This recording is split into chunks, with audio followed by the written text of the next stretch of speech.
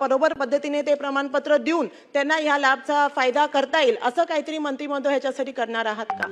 यामध्ये आपण पाहिलं की सन्मान्य सदस्यांनी जो विषय मांडलाय तो खरा आहे। आपण याच्यापूर्वी जे ग्रामीण भागातील कामगार आहेत त्यांना ग्रामसेवकाचं सर्टिफिकेट, ज्या ठेकेदाराच्या अंतर्गत ते काम करतात त्या ठेकेदाराचं 90 दिवस काम केल्याचं सर्टिफिकेट हे आपण घेत होतो। शहरी भागामध्ये नगरपालिकेचं आपण सर्टिफिकेट घेत होतो।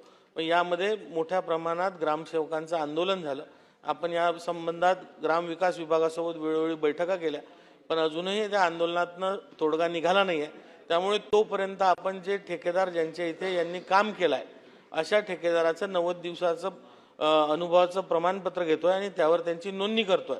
आणि जो 1 रुपया त्याला शुल्क लागत होतो ती शुल्क सुद्धा आपण आता माफ केलाय आणि विनामूल्य याचा लाभ आता कामगारांना मिळणार आहे। 90 दिवसाचा अनुभव प्रमाणपत्र दिलं तरी यामध्ये चालणार आहे।